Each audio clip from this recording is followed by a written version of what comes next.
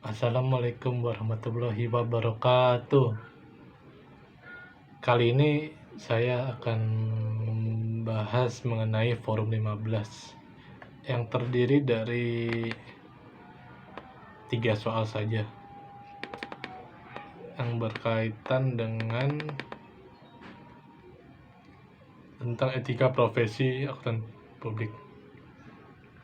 Soal yang pertama adalah jelaskan 5 prinsip dasar etika profesi akuntan publik.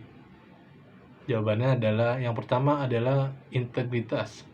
Jadi setiap individu orang akuntan publik harus memiliki integritas yang baik. Atau setiap praktisi harus tegas dan jujur dalam menjalin hubungan profesional dan hubungan bisnis dalam melaksanakan pekerjaannya. Lalu yang kedua adalah objektivitas. Setiap praktisi tidak boleh membiarkan subjektivitas, benturan kepentingan, atau pengaruh yang tidak layak dari pihak-pihak lain yang mempengaruhi pertimbangan profesional atau pertimbangan bisnisnya. Jadi maksudnya objektivitas ini, orang akuntan publik itu tidak boleh bersinggungan atau terlalu memiliki kepentingan sendiri. Lalu yang ketiga adalah kompetensi dan kehati-hatian profesional. Setiap praktisi wajib memelihara pengetahuan dan keahlian profesionalnya pada suatu tingkatan yang dipersyaratkan secara berkesinambungan, sehingga klien atau pemberi kerja dapat menerima jasa profesional yang diberikan secara kompeten berdasarkan perkembangan terkini dalam praktik perundang-undangan dan metode pelaksanaan pekerjaan. Yang dimaksud dalam kompetensi dan kehati-hatian profesional ini adalah, jadi setiap individu seorang akuntan publik dia harus memiliki kompetensi yang baik, memiliki daya analisa yang baik, serta jujur dalam melakukan pekerjaannya, dan kehati-hatian profesionalnya. Lalu yang keempat adalah kerahasiaan. Setiap praktisi wajib menjaga kerahasiaan informasi yang diperoleh sebagai hasil dari hubungan profesional dan hubungan bisnisnya, serta tidak boleh mengungkapkan informasi tersebut kepada pihak ketiga tanpa persetujuan dari klien atau pemberi kerja. Jadi yang dimaksud kerahasiaan ini adalah informasi-informasi yang didapat dari perusahaan klien itu tidak boleh disebarluaskan kepada orang-orang di sekitar. Jadi hanya dia dan klien tersebut yang tahu informasi apa aja yang ada di perusahaan tersebut. Lalu yang kelima adalah perilaku profesional. Setiap praktisi wajib mematuhi hukum dan peraturan yang berlaku dan harus menghindari semua tindakan yang dapat mendiskreditkan profesi. Jadi memang harus profesional dalam untuk menjadi seorang akuntan publik. Ini berkaitan dengan laporan keuangan perusahaan tersebut.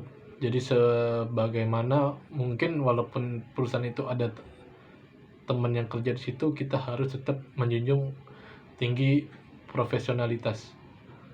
Lalu soal yang kedua adalah jelaskan yang dimaksud dengan independensi dan skeptisisme profesional.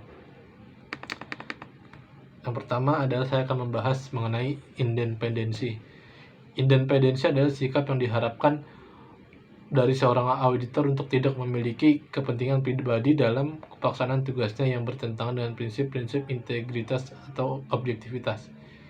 Independensi diperlukan agar auditor tidak memihak siapapun dalam mengemukakan pendapat, simpulan, pertimbangan, atau rekomendasi dari hasil pemeriksaan yang dilakukan. Jadi maksudnya independensi ini adalah auditor harus memiliki kepribadian sendiri, nggak boleh pilih-pilih biarkan kita tapi kita harus mengikuti dia atau gimana. Intinya yang dimaksud independensi ini harus bersikap profesionalitas.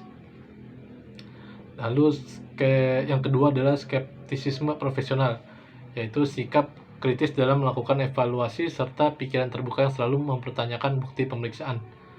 Skeptisisme profesional adalah kewajiban bagi auditor untuk menggunakan dan mempertahankan sikap skeptis sepanjang periode penugasan, terutama kewaspadaan atau terjadinya kecurangan. Jadi yang dimaksud skeptisisme ini adalah seorang auditor harus memiliki daya pikir yang lebih kritis, karena kewajibannya adalah menggunakan dan mempertahankan sikap kritisnya itu untuk audit suatu perusahaan. Lalu yang ketiga adalah jelaskan kerangka kerja konseptual untuk penerapan KEPAP ini. Yang pertama adalah mengidentifikasi ancaman terhadap kepatuhan pada prinsip dasar etika. Yang kedua, mengevaluasi ancaman yang teridentifikasi, dan ketiga, mengatasi ancaman dengan menghilangkan atau menurunkannya sampai pada level yang dapat diterima. Mungkin itu saja forum 15 yang bisa saya bahas. Semoga forum saya ini bisa bermanfaat untuk rekan-rekan yang lainnya. Terima kasih. Assalamualaikum warahmatullahi wabarakatuh.